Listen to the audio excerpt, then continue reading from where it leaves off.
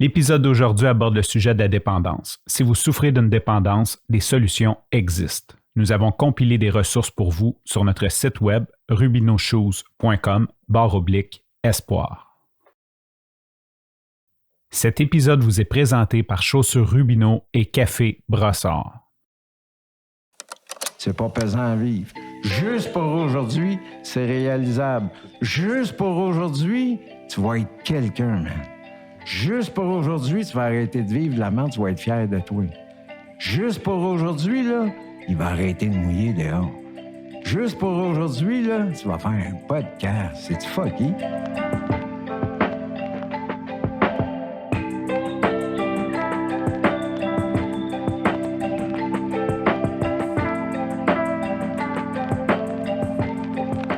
Bonjour, bienvenue à un autre épisode du podcast Grain d'espoir, le podcast qui est pour lutter contre la dépendance. On enregistre aujourd'hui le 8e épisode en direct du bureau chef des Chaussures Rubino. Puis je voudrais commencer par saluer mes précieux collaborateurs qui sont là avec moi depuis le début, qui font partie aujourd'hui de ma vie. On se voit quasiment plus souvent qu'on voit notre famille. Bonjour Marie-Pierre. Allô, Angelo. Angelo, on a une nouvelle co-animatrice aujourd'hui. C'est qui cette belle fille-là? Ça, c'est ma fille Tiffany qui voulait s'asseoir avec nous. Fait que ça se peut qu'à un moment donné, elle disparaisse durant l'épisode de podcast, mais que voulez-vous? Hein? C'est comme ça. We roll with the punches. Donc, elle voulait assister à ça, puis elle voulait s'asseoir à côté de moi. Fait qu'elle est là, elle a son thé, elle a sa tisane, elle est préparée. Moi, je trouve ça très le fun. Bienvenue, Tiffany. Et Jean-Claude, bonjour. Merci d'être là encore. Ça va bien? Oui. Fait qu'aujourd'hui, on a décidé de se gâter parce que on a invité une personne qui fait partie de notre établissement. C'est un homme qui a beaucoup d'attrait pour moi, qui travaille à la Maison Pellado, qui est une des maisons de thérapie qu'on a décidé d'appuyer avec notre projet Grain d'espoir. Il travaille à la Maison des Hommes. Il est en intervention depuis 8 ans. C'est aussi la personne qui a été mon intervenant lors de mon séjour à ma 2e thérapie. Donc, je le connais, puis c'est tout un personnage. Bonjour, Jean-Pierre. Bonjour, Monsieur Rubino. Bonjour, c'est anonyme ici. Non, c'est pas anonyme. Comment ça va, Jean-Pierre? Ça va, toi? Qu'est-ce que tu veux que je te dise? Ça va très bien. Je suis ici en train de parler de rétablissement. Fait que quand tu parles de rétablissement... Remplis d'amour. Oui. Moi, je suis vraiment contente que merci, tu sois là. on arrête oui, ça. Oui, c'est ça, ça finit là. Non, mais il faut savoir que Jean-Pierre, t'es un homme qui a pas la langue dans sa poche, qui a beaucoup d'humour. Fait que je pense que les gens vont le découvrir au fil de l'épisode. Vous avez été des collègues, vous avez travaillé ensemble. Moi, j'ai été une fervente de ton meeting parce que tu animes un meeting le vendredi, un meeting Zoom. Si jamais les gens veulent y participer, c'est un meeting discussion. Moi, ce que j'aime de toi, c'est ton franc-parler. C'est pour cette raison-là qu'on voulait te recevoir aujourd'hui, parce que tu n'as pas peur de nommer les choses. Tu es une personne qui a eu une grande influence aussi dans le rétablissement de Angelo. Ouais. J'ai le goût de te dire dans le mien aussi, parce que tu m'as aidé à comprendre que je n'étais pas obligée de rendre ça compliqué. Il y a une phrase que tu dis souvent, puis c'est « garde ça simple ». Ça vient d'où, ça, cette phrase-là? Garde ça simple. Garde ça simple, hein, Seigneur. J'ai appris ça de vieux membres. J'ai appris ça aussi d'un de mes intervenants, mon intervenant quand j'ai passé en thérapie. Moi aussi, j'ai passé en thérapie en 2010. Puis, moi, je voyais toute ma complexité ou mon échec de vie. Je vais appeler ça comme ça. Mon histoire de vie que je vivais, moi, comme un échec. Finalement, lui, après 2 rencontres, il m'a tout simplement dit « Où est-ce que tu veux aller avec ton histoire pourrite? » J'ai dit « Je ne sais pas. Je sais pas trop quoi faire pour sortir de ce malaise-là, puis de cette noirceur, puis de ce mal de vivre-là que je vis, puis... Tu traînes. Que je traîne, puis j'ai fait plein d'actions, je me sens comme un trou de cul, là, finalement. Là, Fait que lui, il m'a dit, une affaire, il dit, on va garder ça simple. J'ai dit, OK. Ça veut dire quoi, ça? Ouais. Tu sais, il dit, là, ça fait 2 rencontres qu'on a, ça veut dire 2 heures à peu près qu'on parle de ton véhicule de marde. Fait qu'il dit, là, on va essayer de sortir de la marde. Puis, aujourd'hui, qu'est-ce que tu veux vivre? Ben, j'ai dit, je le sais pas. Tu sais, j'avais répondu ça, je me rappelle comme si c'était hier. Hey, je te parle de ça, le matin.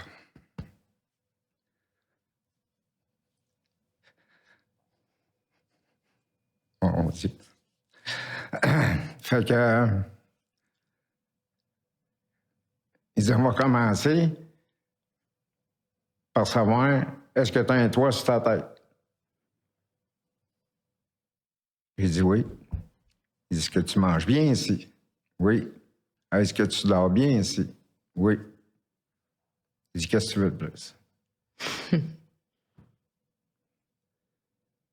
Puis là, j'avais dit, je vais arrêter de souffrir, Carlis.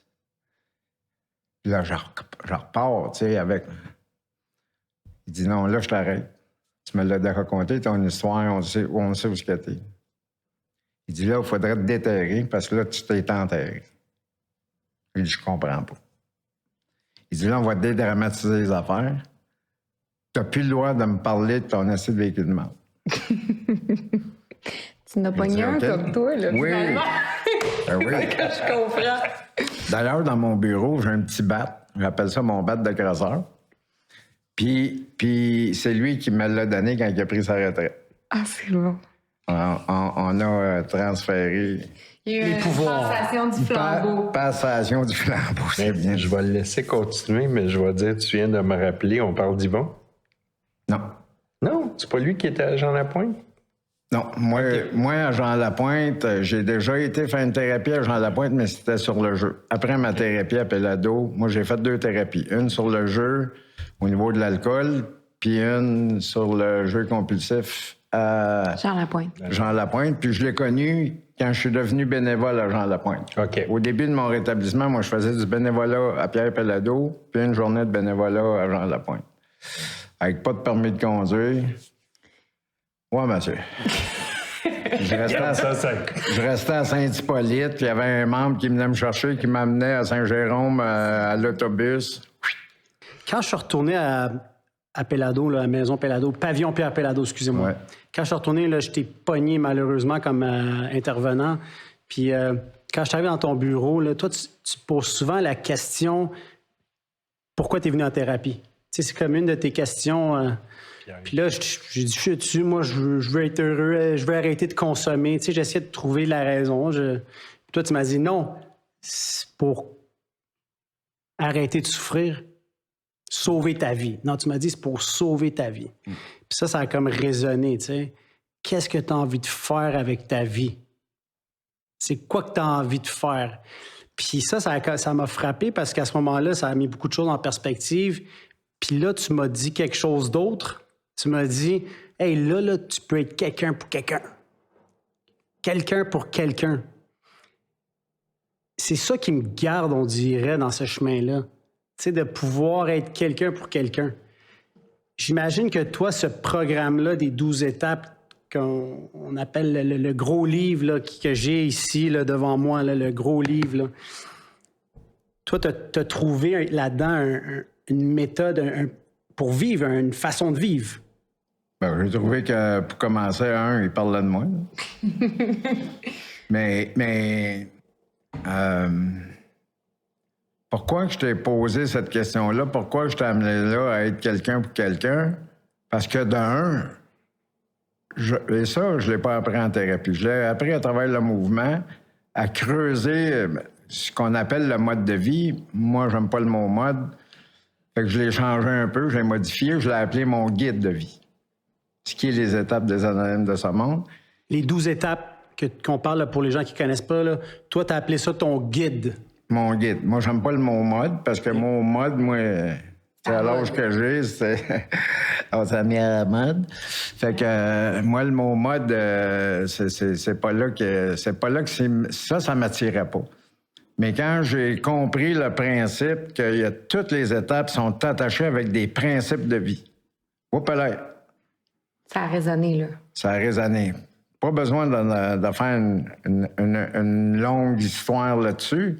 La première étape qui dit nous avons admis que nous étions impuissants devant peu importe quoi. Bien, la première affaire, le premier lien qu'il y a à faire avec la vie, c'est que je suis impuissant devant la vie. Oui. Fait que la première étape, qui est un principe des anonymes de ce monde, est un principe de vie aussi. Et là, j'ai commencé à faire ce jeu-là.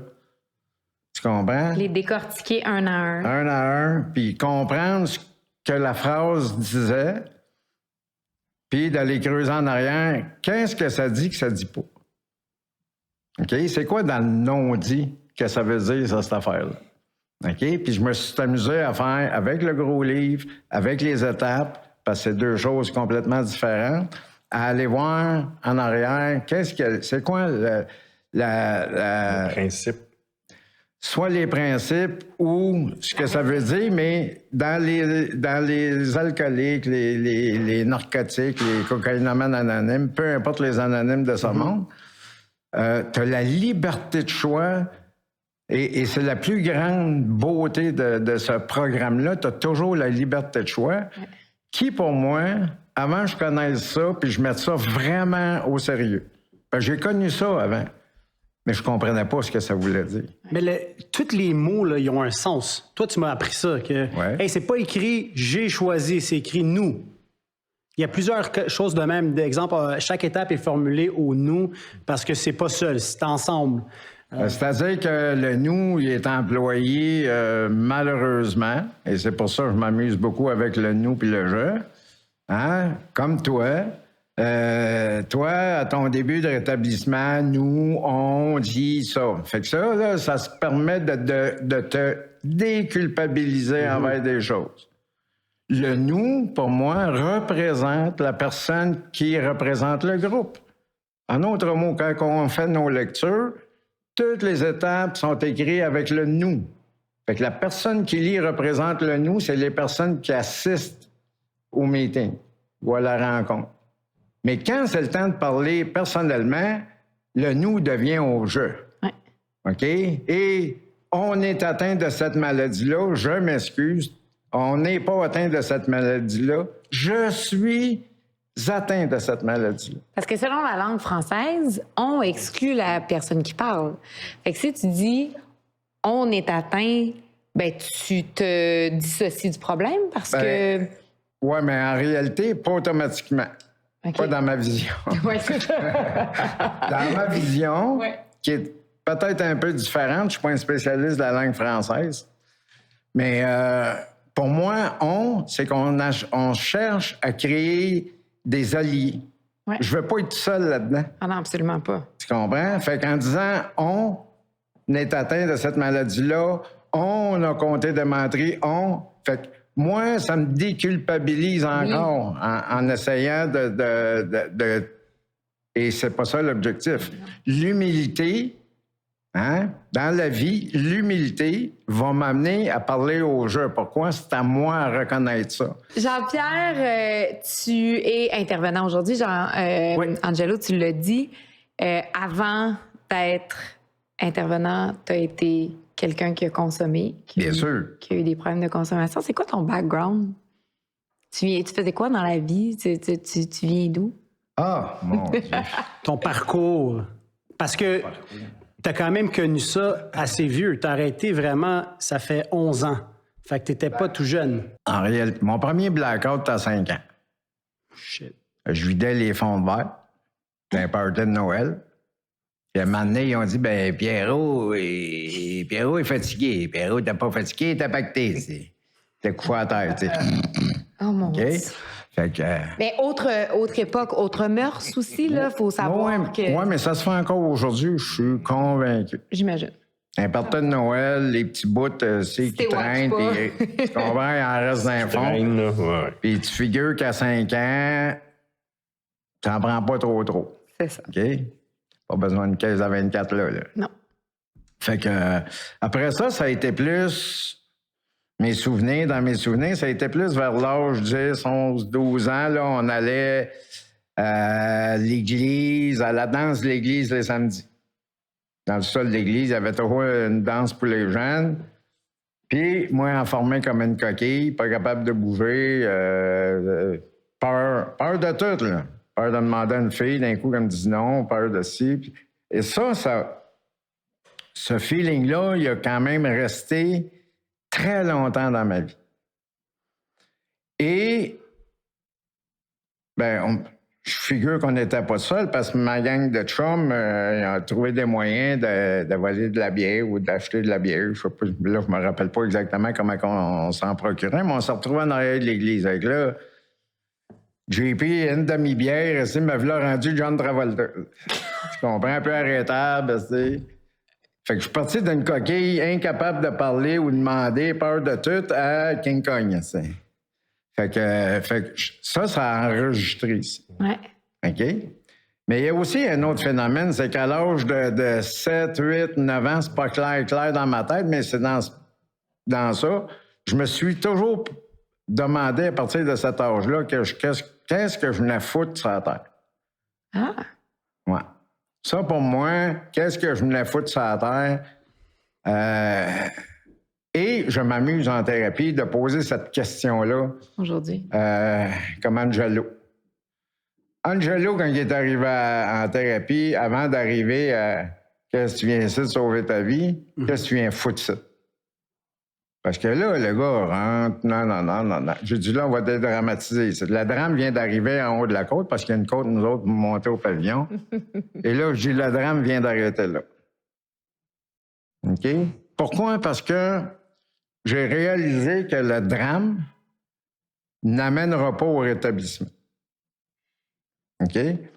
Alors, oui, je peux être dans la honte, dans la culpabilité des actions que j'ai faites, mentir à ma femme, ci, ça, patati patata, délaissé, peu importe quoi. Mais tout de suite, au point de départ, j'essaie d'amener la personne à enregistrer que ta souffrance, je vais l'écouter, là, mais on ne fera pas ça pendant 6 heures. Ouais. Tu comprends? Ou 6 sessions. On ne fera pas ça tout le long. OK? Pourquoi? Parce que c'est pas là que tu vas te retrouver. En réalité, si on reste là, si on reste dans ta vie problématique, la honte, la culpabilité, ce que tu as fait, ci, ça, je suis en train de te traiter comme une victime. Est-ce vraiment que tu es une victime? Dans ma vision à moi, tu n'es pas une victime. Tu es une personne privilégiée. Parce que des gens de cœur, pour commencer, moi, un dépendant qui se dit atteint de cette maladie-là, la maladie de la dépendance, peu importe le reste, l'alcool, ça, c'est des substances de choix. Pour moi, la maladie, c'est la dépendance. Les gens qui sont atteints de ça, pour moi, c'est vraiment j'appelle ça des gens que la vie a forgés. Okay? Quand on parle d'expérience de vie, c'est que la vie, elle t'a forgé. Alors, est-il possible que, je ne suis pas en train de dire que j'ai la vérité, mais est-il possible que tout humain a une raison d'être sur la Terre? Pour moi, ça aurait du sens. Sinon, qu'est-ce qu'on vient foutre ça? Et c'est la première question que je demandais à Angelo. Qu'est-ce qui vient foutre ça? Comprends? Et la majorité des gens vont répondre, on va donner de l'amour, nanana. Ouais, ça, c'est le moyen. C'est pas l'objectif de vie ou la raison de vivre d'un humain. OK?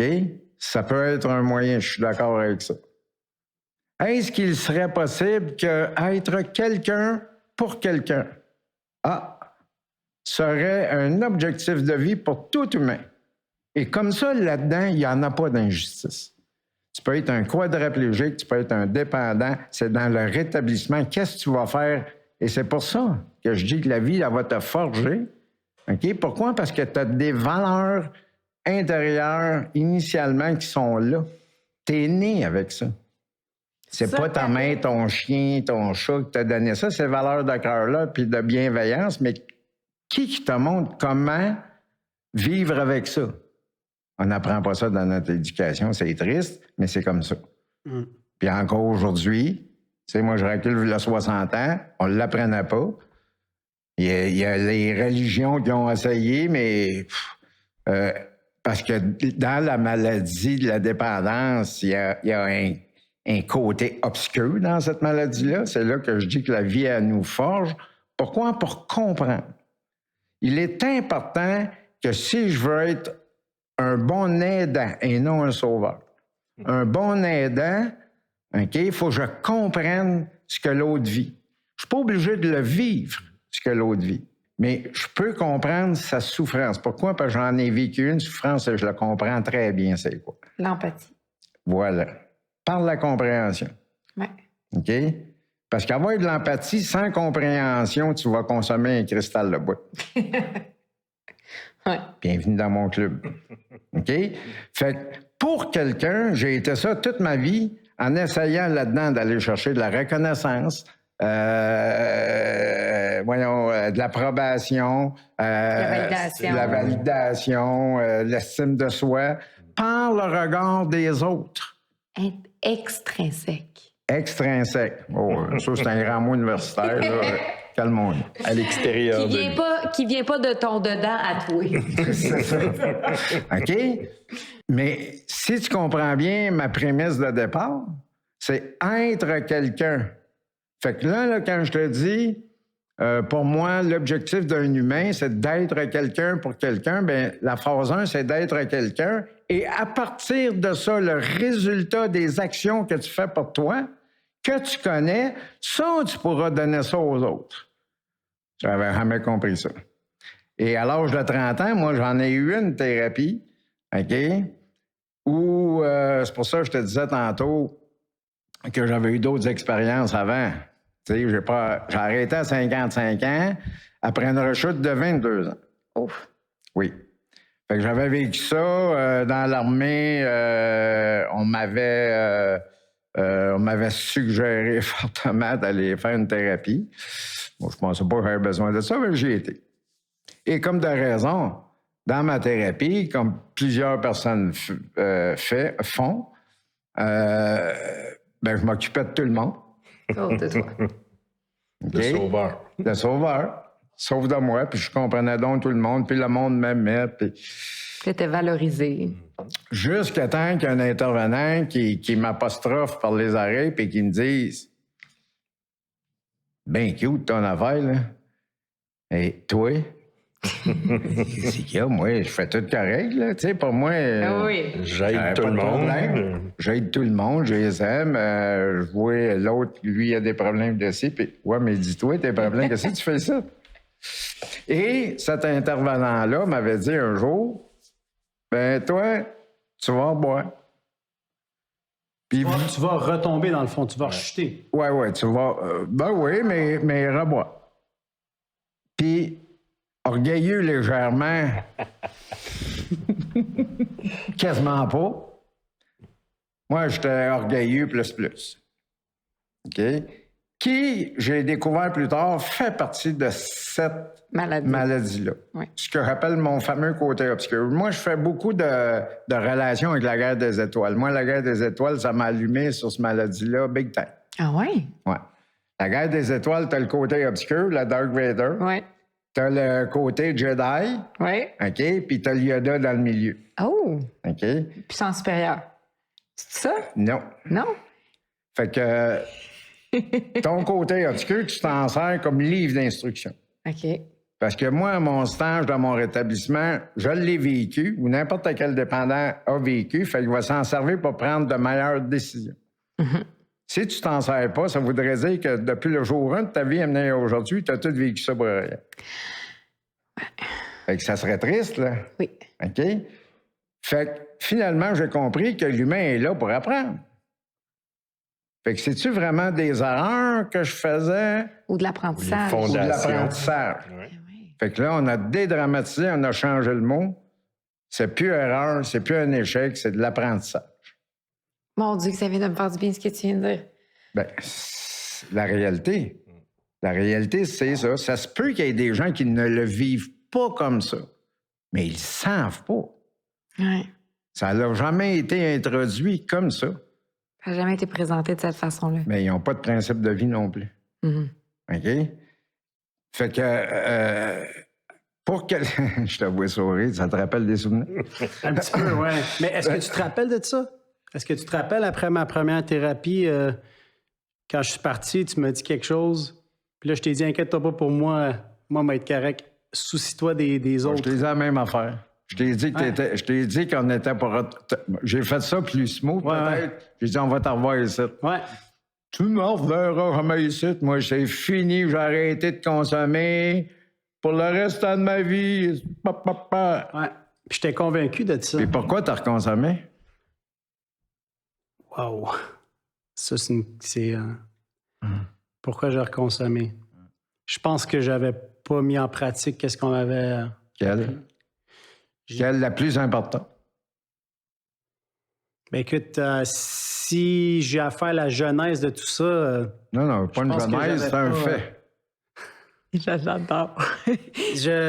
Angelo, c'est le premier principe. Sur le ouais, un petit peu. C'est le premier principe des fraternités, de ce programme de rétablissement-là. J'avais pas admis que j'avais un problème, quoi. Non. Tu avais admis que tu avais un problème, que tu n'aurais plus de problème, mais tu n'avais pas catché qu'il fallait vivre juste... Pour aujourd'hui. Ah, j'aime ça quand il fait ça. ah La bonne ouais. réponse. Le programme est juste pour ne pas consommer juste pour aujourd'hui. Et C'est pourquoi vrai ça? que c'est un principe important parce que mais quand ça- tu dis « je vais plus jamais boire Ouais, essaye pas de détourner ça, là. Là, pourquoi que c'est comme ça? » Je sais pas. Ah, OK, parce qu'être quelqu'un pour quelqu'un, c'est un principe de vie. OK, bien, vivre aujourd'hui est un principe de vie, c'est attaché à la deuxième étape. Qui, elle nous dit, nous en sommes venus à croire. Pourquoi que c'est écrit à nous en sommes venus à croire? Au lieu de nous avons cru ou nous croyons. Ou tu dois croire, moi, là, c'est pas ça qui est mal. C'est parce que C'est un processus. c'est ça, tu vas finir par croire qu'il y a quelque chose de plus Mais c'est quoi le principe avec la vie? Processus. L'apprentissage. Le temps. Mhm. Ouais. Non. C'est un. Nous en sommes venus à croire, ça veut dire qu'il y a un principe de temps comme la vie. Ouais. T'as quel âge, t'es? 36 au moment de la diffusion. C'est donc bien long à répondre. 36? Imagine-toi, 36 à quel âge t'es né? toi? Quand j'avais 0 ans. Ah, bonne journée. Ouais. Fait que la somme des 24 heures a fait que t'as 36. Ben, gardons ça, toi. Fait que ça se peut-tu que juste pour aujourd'hui, c'est pas pesant à vivre. Juste pour aujourd'hui, c'est réalisable. Juste pour aujourd'hui, tu vas être quelqu'un, man. Juste pour aujourd'hui, tu vas arrêter de vivre de la merde, tu vas être fier de toi. Juste pour aujourd'hui, là, il va arrêter de mouiller dehors. Juste pour aujourd'hui, là, tu vas faire un podcast. C'est-tu fucky? Tu pourrais continuer de même. Là. Puis c'est juste pour aujourd'hui, il n'y a rien de pesant à vivre là-dedans. L'erreur que j'ai faite, c'est de dire je ne vais plus jamais, c'est fini, Mais plus non. jamais, je ne consommerai plus jamais de ma vie. Mais qu'est-ce qui t'a amené à dire ça? Ben, L'ego. L'ego, le fait que je pensais que j'étais capable seul, que j'avais tous les outils en moi, que. Tout tu sais, comme qu'est-ce j'étais- qu'on mais dit qui j'étais marche sincère, pas. là, j'étais convaincu. Non, j'attends un peu. J'ai jamais dit que tu n'étais pas sincère. Pour ce Je jour. t'ai dit que, puis je me rappelle très bien, je t'ai dit que ton glamour, que ton titre de personnalité que tu avais dans le temps, je ne sais pas si tu l'as nommé ou pas, mais ça, c'est pas grave, OK, faisait en sorte que le titre était plus important que la personne, L'homme. que la personnalité. Qu'est-ce qui t'amène à 55 ans à dire j'arrête de consommer parce que tu as eu un parcours de vie assez exceptionnel? Tu as été dans l'armée pendant plus de 20 ans, les Forces armées canadiennes. Je sais que tu as travaillé aussi dans le commerce du détail, tu as été arbitre. Bref, qu'est-ce qui amène une personne à dire je vais aller faire un certificat en toxicomanie, puis je vais aller aider d'autres personnes qui sont peut-être pareilles comme moi à s'en sortir? Ouais, c'est pas aussi simple que ça, ben. Quand on parle arrivé à la thérapie, moi, ça s'est fait par l'entremise de mon frère. Là, on parle de la Ta deuxième. deuxième. Ma deuxième, oui. C'est ça. Oui, à 55 ans. Là, on arrive à 55. Là. En réalité, à 30 ans, il m'a coupé, là, mais à 30 ans, quand j'avais fait la mienne, OK, là-bas, et qui m'avait dit que je consommerais, j'ai été 3 ans sur la base par orgueil. C'est fort, l'orgueil. À ne pas consommer. Juste pour lui démontrer qu'il n'aurait pas raison. Du moment où cette personne-là a été mutée en dehors de la base où j'étais... T'étais posté? Ouais. Oui, j'étais posté. Je m'avais dit quand année. Posté le soir même. Ah oui, tu n'avais plus ce stop-là. C'est ça, là. Le soir même, je me suis retrouvé au bar, on fêtait ça avec ses décolle. Ah oui. Fou, hein? Fait qu'à 33 ans, on va dire que tu as fait une rechute ce soir-là. Ça a duré 22 ans. Ça a duré 22 ans. Et là, ça m'a amené à... Mon Dieu. Ça m'a amené à... Parce qu'il y a aussi dans la maladie, il y a un côté comportement. OK? Puis qu'on parle il y a un livre dans les alcooliques anonymes qui s'appelle « Devenir adulte ». OK? Dans le rétablissement. Et une partie du rétablissement, et c'est un peu médical, je ne suis pas un spécialiste dans le médical, mais ce qu'un prof m'avait appris à l'université, c'est qu'en arrière du cortex frontal, il y a une puce électronique. Là, il m'avait expliqué ça bien simple, parce que moi, faut que tu gardes ça simple. Okay, ben, je comprends rien. Et cette affaire-là fait en sorte que quand tu commences à consommer, ça arrête la progression de l'âge vers l'âge adulte. En autres mots, tu as des phases dans la vie, tu sais, jeune adulte, jeune adolescent, adulte. Et dans plusieurs parties des comportements, quand tu consommes, ça ne progresse pas. Fait que toi, tu vieillis, mais tu as encore l'âge ado. Et moi, quand j'ai rejeté, j'ai retombé là-dedans, dans l'âge ado. Et moi, aussitôt que je consomme, aussitôt que je consommais. OK? Dans ma tête, c'était, il n'y a plus rien d'important, fuck you. Fait qu'il y a un déclencheur qui se fait dans mon cerveau, aussitôt que je touche à quelque chose, qui fait en sorte que prendre le volant... En état d'ébriété, c'est pas grave. En état d'ébriété, c'est pas grave. Il n'y a rien de grave. Jusqu'à temps que tu te réveilles le lendemain, puis là, tu vas checker partout, OK. Tu frappais quelqu'un? Ah oui, j'écoutais LCN puis TVA à tous les matins, voir si quelqu'un n'avait pas eu un hit and run dans la nuit, puis j'allais checker mon char dehors après. C'est pas des farces, là. Ça, j'adore ça, parce que moi, je l'ai déjà entendu dans mon bureau, celle-là. Quelqu'un qui me disait, moi, je checkais une nouvelle. C'est vraiment commun. Fait que, oui. Fait que comment consommer pendant 22 ans? Je suis là-dedans, je suis dans le fuck you, je veux rien savoir, je suis dans le plaisir. Moi, je suis encore à l'adolescence, tu comprends? Jeune adolescence. Dans l'insouciance. Ah, complètement. Ça, t'as 30 ans, mais tes comportements, c'est les comportements d'ado. Ouais, mais je prends mes responsabilités d'adulte au niveau du travail, puis quand c'est terminé... Moi, j'étais gérant de sport quand j'ai pris ma retraite des forces, gérant de magasin de sport, je veux dire. J'avais assez hâte qu'on ferme le magasin à 6 heures. La cage au sport était là au bord de la rue. Écoute, j'allais là. Quasiment courant. Pas vraiment, parce que je savais que déjà que mon boc était sur la table. Mais si tu figures que depuis 4 heures l'après-midi, là, moi, là, il rentrait un client, je venais enragé. Entre 4 et 6. Avec les dents qui poussaient, là. D'un coup, il finit à 6h05, là, tu pensais? Ah ouais, faut pas. Tu comprends? Ouais. C'est incroyable. C'est dangereux pour être client, puis il le savait pas, là. Mais ça a été comme ça durant plusieurs années, pas plusieurs jours. Et qu'est-ce qui a fait en sorte? Ma pathologie du jeu compulsif, je me suis mis à jouer. je me suis mis à jouer parce que je me suis rappelé qu'enfant tout jeune, je me suis rappelé de ça en thérapie, que même à la petite école, OK, ça avait commencé avec des billes qu'on lançait. Oui, qu'on lançait sur le bord du mur, le plus proche ramassait les billes des autres, yes sir. OK, après ça a été scène noire. Après ça, j'ai fait ça avec des 5 cents, des 10 cents, des 25 cents. Donc, tu as connu le buzz, tu as connu l'excitation, l'anticipation. Ouais. OK, et ce qui m'a amené à m'amener,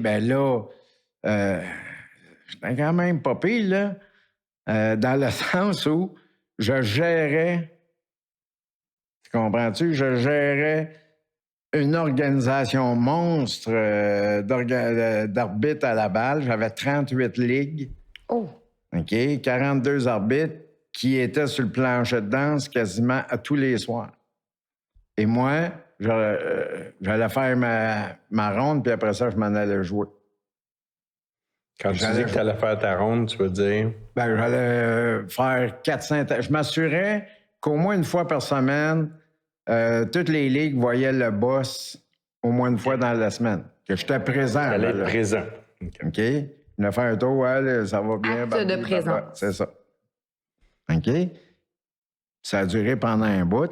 Et, ce qui arriva, c'est qu'à un moment donné, la première année, pas la première année que j'ai été dans l'organisation, mais l'avant-dernière année de ma déchéance, j'ai été obligé d'hypothéquer ma maison pour payer. Fait que là, il y avait eu un paquet de menteries pour tarder la dernière paye, ça, patati patata. J'avais quand même un chiffre d'affaires au niveau des arbitres, 155 000 $. Là. Quand même. OK. Puis, la deuxième année, je me suis remis dans le même trouble. La première année, je m'en étais sorti. Et là, je ne pouvais plus réhypothéquer. Ils ne voulaient plus. Alors là, ce qui m'a amené à l'idée, j'ai commencé à me vendre l'idée. Là, j'ai tout perdu, là. Là, on arrive, je ne compterai pas toute la semaine, mais la dernière soirée. Et là, il me vient l'idée. Puis, juste t'en compter une petite vite, la dernière soirée, j'ai tout perdu. Je sais que dans le magasin, on a une petite caisse qui a 400 $. Là, je suis à Canaan-Satake, je pense, au bord du pont Mercier. Ouais.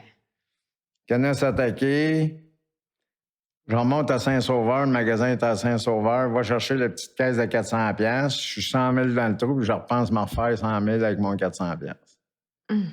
En repartant puis redescendant à Canaan-Satake. Ça, là, je suis amanché comme ça parce que, en tout cas, où ce que je jouais, je veux pas mettre personne dans le trou. Où ce qu'on jouait, ils donnaient la bière gratis. C'est pas un vrai fou, là. Elle a joué où la bière était gratis. Fait que ainsi ci, ainsi ça. Tout perdu. Là, j'ai plus d'options.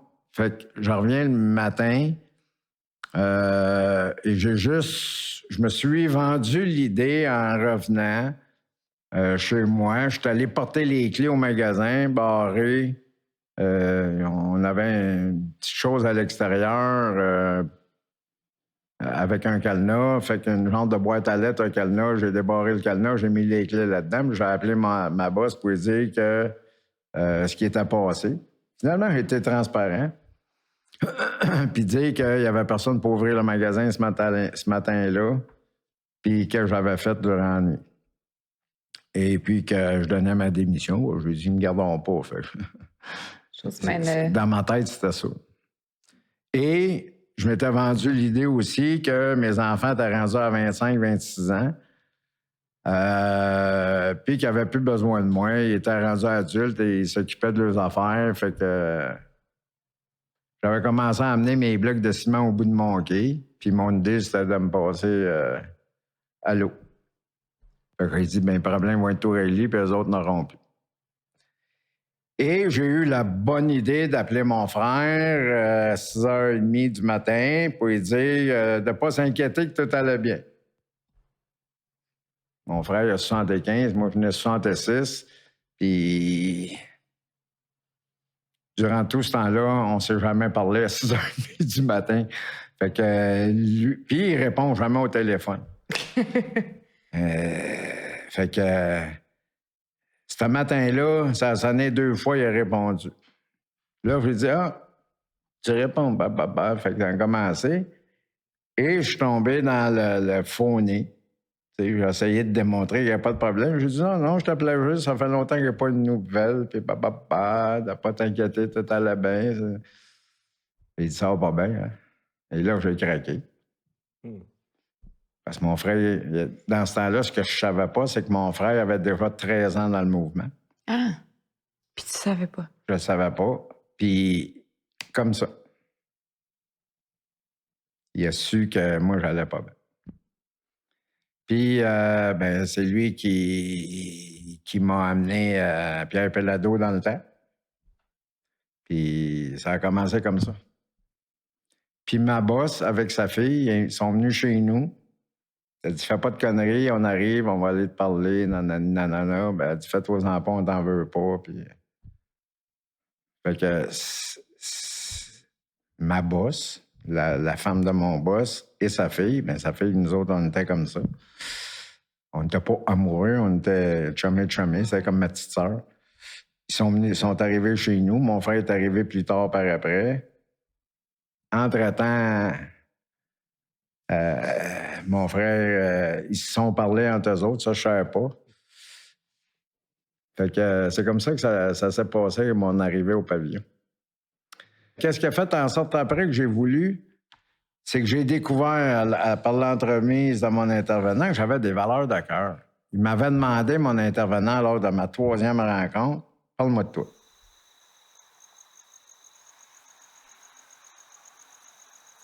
Et ça donnait à peu près ça.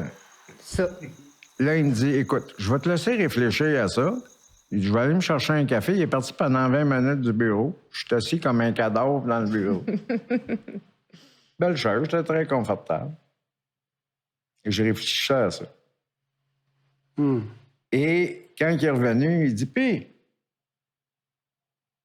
il dit, je le sais pas. » J'ai dit, « La seule affaire que je suis capable de te dire, il dit, je sais que je suis un bon gars. » Et là, j'ai craqué. Il y a de quoi qui a fendu en dedans de moi. Je me rappelle. OK? C'est comme si Gibraltar avait cassé. Il en est resté quelques graines parce que c'est encore là des fois. Un petit œil mouillé, là. Mais. Et là, quand j'ai dit ça, il dit, moi, ça fait longtemps que je fais ça. J'ai dit, quoi? Comment tu fais ça, là? Il dit, t'es indépendant. Je n'ai pas pogné ça des nuages, j'ai pogné ça de lui.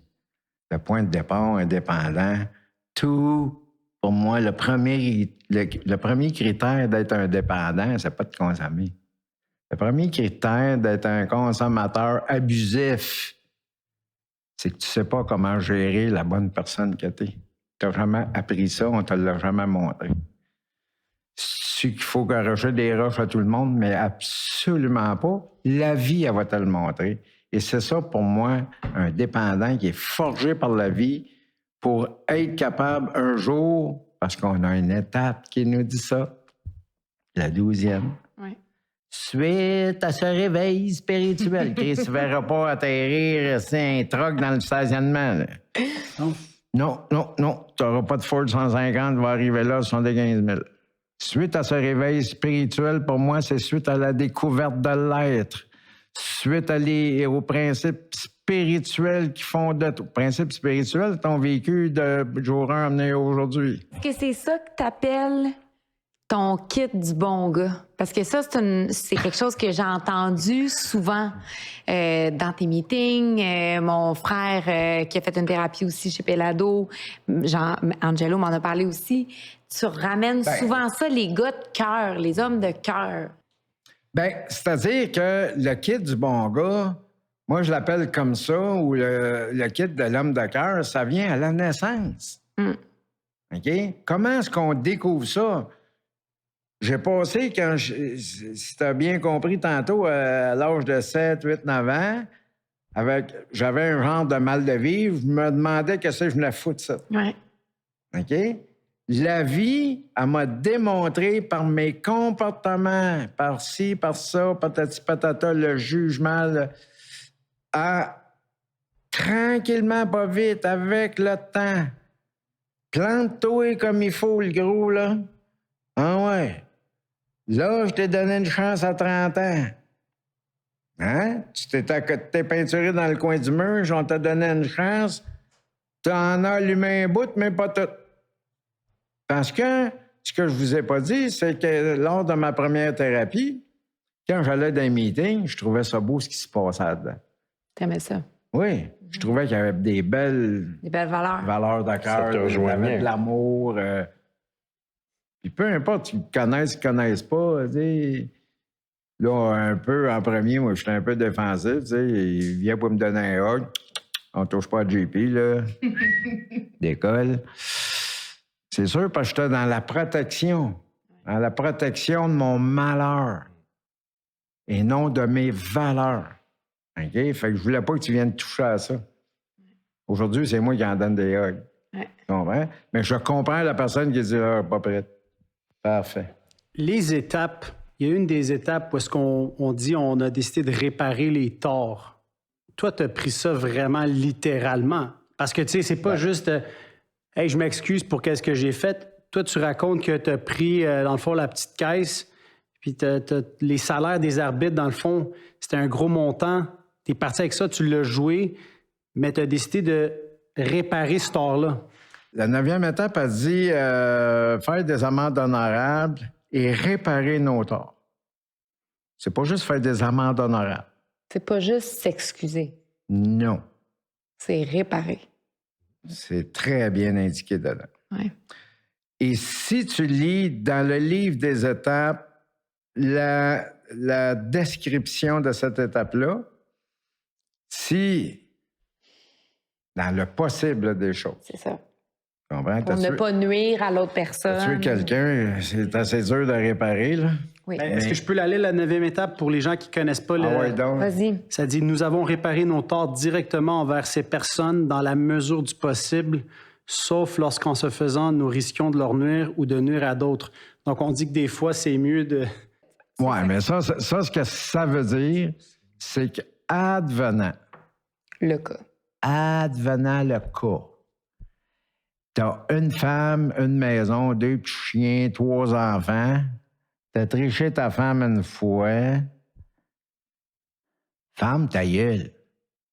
Non, mais je pense que c'est aussi le cas où est-ce que si tu as fait quelque chose d'illégal, tu n'as pas besoin d'aller au poste de police pour te dénoncer, pour qu'on t'arrête, qu'on t'amène en prison. Exact. Quand c'est possible de le faire, on dit répare les torts, mais là, c'est pas juste de dire « Hey, je m'excuse de t'avoir volé.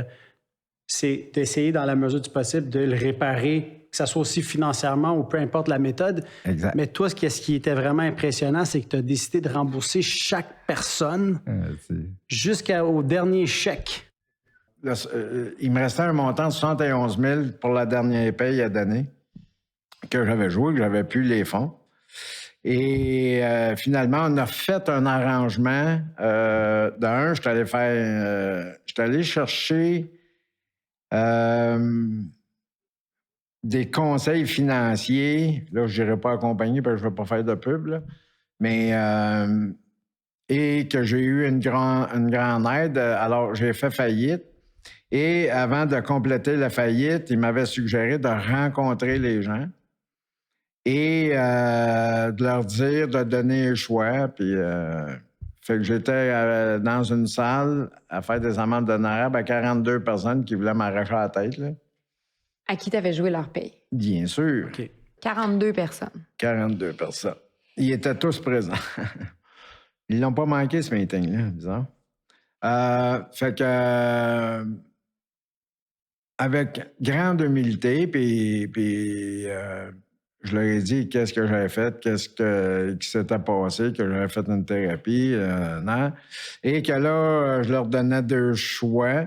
Soit que s'ils veulent être patients, je vais tous les rembourser, ou s'ils veulent pas attendre, ben, je vais être obligé de les mettre sur la faillite parce que j'ai pas les fonds. Puis là, ils perdraient tout. Oui. Ils seraient donc pas remboursés. Fait que finalement, histoire courte, ils ont tous accepté. Et ils ont tous accepté, puis en sortant, je te dirais, la moitié m'ont serré à la main, puis ils ont dit « lâche pas ». Wow. OK? Ça m'a pris 7 ans et demi à toutes les rembourser. Parce que je faisais faillite à travers ça. Et celui-là qui a acheté mon association d'arbitre de balle, il m'a donné un coup de main en lui, parce que lui, il travaillait au niveau comptable là-dedans. Pas là-dedans, mais dans sa vie. Puis, il a replacé tout ça, puis il a arrangé ça au prorata. Ouais. Moi, je comprenais rien dedans. Mais là, aujourd'hui, je comprends c'est quoi. Dans le temps, je ne savais pas. Quand j'avais assez d'argent, j'en donnais. Puis lui, une fois par année, il faisait les payes de tout le monde au prorata, à combien qu'on avait d'argent. Puis Tu as remboursé tout le monde. j'ai remboursé tout le monde. Ça a pris 7 ans et demi, 71 000 quelques dollars. Et à la dernière... c'est sûr qu'on payait en enveloppe, là. La dernière fois, à la dernière rencontre, c'était le paiement final, on était dans un petit coco déjeuner, je dirais pas à la ville, là. Et puis, il avait réservé une place pour toute la gang. Puis à la fin, ils sont tous levés, puis ils sont mis à applaudir. Ils sont tous venus? Ouais, ils sont levés debout, ils sont mis à applaudir. Puis ils nous ont dit merci pour la leçon de vie que tu nous as donnée. Je suis des têtes. Wow. Ouais. Moi, je suis rentré aux maisons Pélado 2 semaines avant qu'ils payent le dernier chèque. Ah ouais. Non, je me suis. Puis, moi, oui. Parce qu'avec les collègues, tous sont des membres de Fraternité Anonyme, disent pratiquer, puis la plupart le font. Mais ça, c'est pour moi ce qui a fait que cet homme-là, je veux l'avoir pas loin de moi. Parce que lui vit son mode de vie, il fait pas juste le connaître. Puis je pense que c'est souvent quelque chose que je vois, c'est des gens qui connaissent le programme, mais de le vivre, de s'abandonner, de faire les efforts, 7 ans et demi, là, 71 000 $. Puis, moi, je n'ai un crosseur plus petit que le sien, puis surtout beaucoup plus petit que celui d'Angelo, là.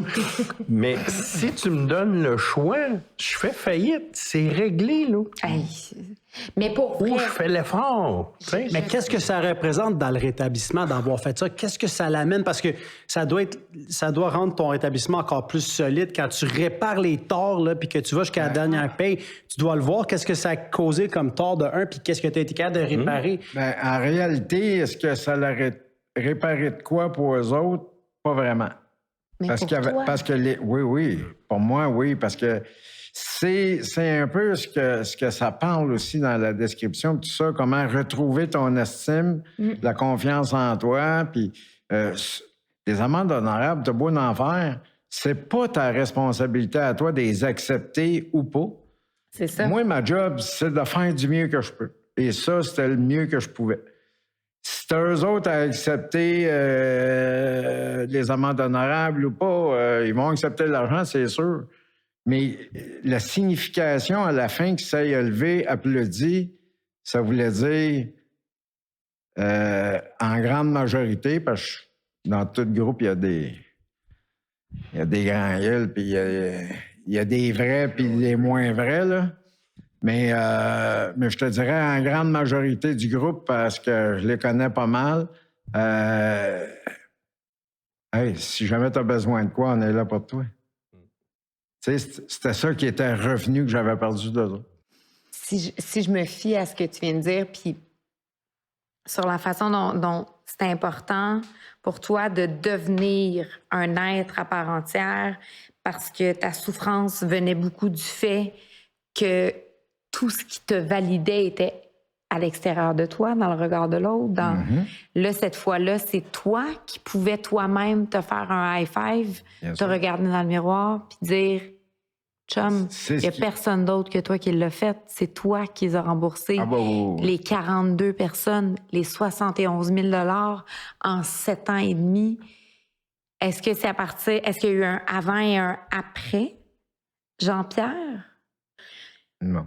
Non, parce que ça s'est fait progressivement. Ben, Puis... Ça s'est fait parce que ça faisait partie de mon cheminement. C'est ça. Ça s'est fait parce que, tu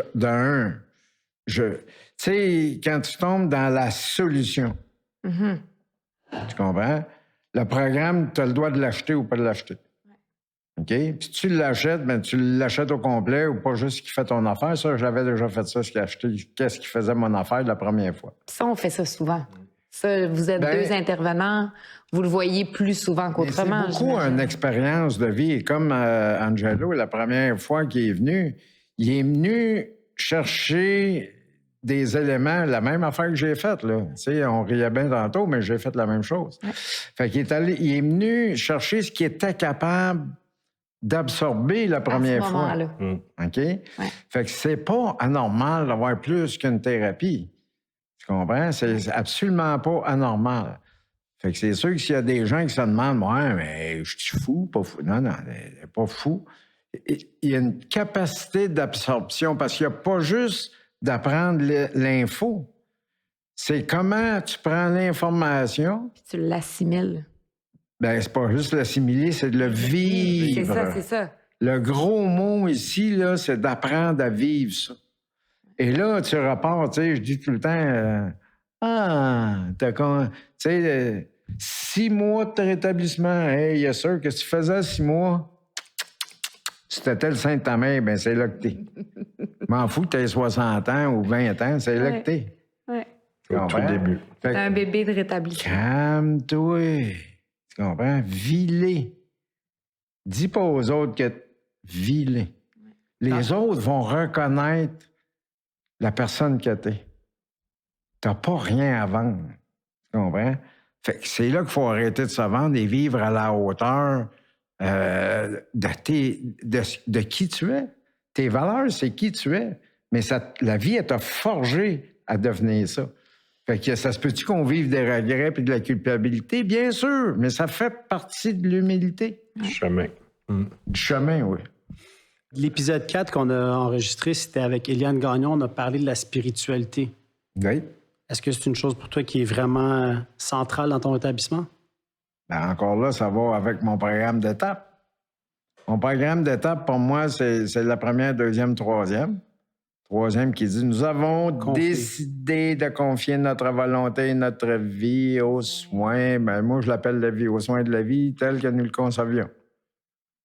Puis Dieu, si tu l'as dans le cul, ben, un vieux membre qui m'a dit, ben, tu l'as à la bonne place, man. Ça marche comme un suppositoire, reste assis dessus, ça va finir par monter, tu sais. On se tape pas la tête avec ça, c'est avec le temps. Ah, c'est bon, ça! Non, mais c'est vrai. Okay. Pour toi, Dieu, ça a été une fonction, c'était un concept qui te revenait un peu moins. Ben moi, Dieu, ça représente un personnage, tu sais, dans mon éducation. J'ai 66 ans. Là. Fait que dans mon éducation, ça représente ça. Pour moi, comme le mot mode, je te disais tantôt, j'aime mieux le mot guide. Puis, puissance supérieure, pour moi, c'est la vie. Fait que guide pour vivre ma vie. Ah, regardons ça. Tu sais, ça fait 1 + 1 +. Ça fait un paquet de sens. OK? Ce que je comprends, là, c'est que le programme existe, qu'il est très bien construit, mais que tu dois aussi te l'approprier et en faire ta propre lecture pour être bien là-dedans, puis pas avoir l'impression je m'exprime pas bien. D'être forcé à faire quelque chose qui te tente pas. J'en étais aperçu, mais vu que c'est toi, on n'a pas voulu. T'es trop bon pour moi, mon maudit. Jean-Pierre l'a dit au début. Le plus beau cadeau, un des plus beaux cadeaux, c'est la liberté de l'utiliser selon notre compréhension, selon où on est rendu aujourd'hui. La liberté de choix. Oui, mais c'est ça. Puis, tu sais, notre compréhension, elle est ce qu'elle est aujourd'hui. Demain, là. Je reviens à ce que j'ai dit au début. Garde ça simple. Tu comprends? Le programme, c'est de garder ça simple. Puis de le faire pour aujourd'hui. Oui. Enlever la pression de se projeter. Mais tu sais, souvent, les gens, ils vont prendre volonté. Hein? Nous avons décidé de confier notre volonté et notre vie. Pourquoi le mot vie est là? Ah, regardons ça. Le premier jour de ta vie est amené à aujourd'hui jusqu'à temps que tu fasses un réveil spirituel qui est d'apprendre à te connaître. Ouais. Ton utilité, ça la boule. Puis là, après ça, vivre à la hauteur de ça. Là, oh, OK. OK. Et la 11e étape, moi, c'est 1, 2, 3, 11. OK? 11, pourquoi? Parce que dans la 11e étape, ils disent de lui demander sa volonté envers nous-mêmes. Par la prière et la méditation, nous lui avons demandé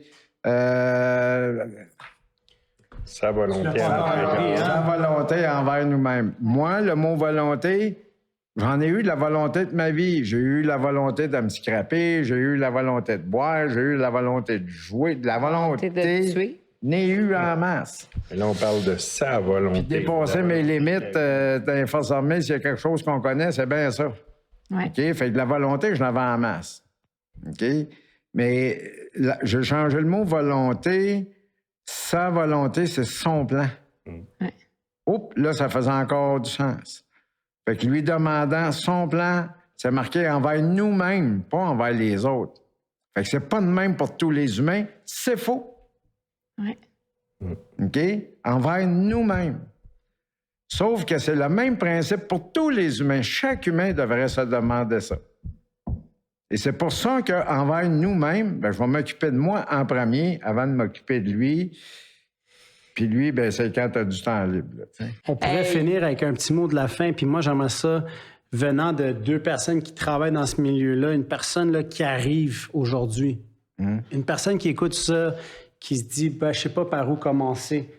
Qu'est-ce qu'on pourrait leur dire? Parce que honnêtement, là, si tu me poses la question comme la personne qui n'est pas rentrée puis qui rentre, qui veut rentrer, la rigoureuse honnêteté, moi, je pense que c'est faux à ce moment-là.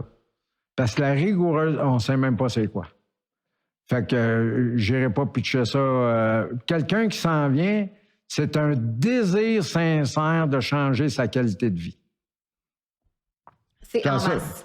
C'est la seule affaire, la seule motivation pour moi qu'il y a pour rentrer en thérapie, c'est le désir sincère. Ça ne veut pas dire qu'il va réussir, mais il se donne des maudites bonnes chances de changer sa qualité de vie. Et après ça, il décidera s'il veut acheter l'aide, le programme, ou il veut juste avoir... Parce que nous autres, notre programme est basé beaucoup aux maisons Pelado sur la croissance personnelle. Hein? C'est la connaissance de soi. Fait qu'à partir, peut-être ça va faire le job aussi. Tu comprends? Parce que pas tout le monde à 100% qui embarque dans les fraternités, c'est pas vrai. Non, il y en a plein des chemins différents. Ah oui. Il y en a plein de chemins différents, mais tout le monde, je te dirais quasiment à 100%, OK, disent, je me connais plus avant, quand je suis sorti qu'avant que je suis rentré. Ça, tout le monde est unanime là-dessus. Ça fait déjà là, moi, j'ai un changement de qualité de vie. Puis moi, je vais me ramener à mon histoire, à moi dans ça. Je vais aller une coche plus profond que toi. Tu veux vraiment aller dans ton histoire? Oui. Moi, je vais vous dire, j'avais même pas le désir... réel de t'en sortir. Non, mais j'avais le désir sincère d'arrêter de manger de la menthe, par exemple. Ouais, c'est ça. Moi, ça, c'est juste le pas. Puis souvent, en intervention, on en parle. Tu sais peut-être pas encore ce que tu veux faire, mais tu es crissement certain que ce que tu faisais, là, tu n'es plus capable. Bien, juste ça, tu as déjà le premier pas de fait. Merci beaucoup à la famille Rubino, à Café Brossard. Le café est disponible sur le site de rubinochose.com/espoir. Et dans tous les magasins Rubino. Et dans tous les magasins Rubino. oui. Oui. Merci beaucoup, Jean-Pierre, d'avoir pris le temps de venir jaser avec nous autres. Et tu Ah, elle a volé. Elle l'a volé.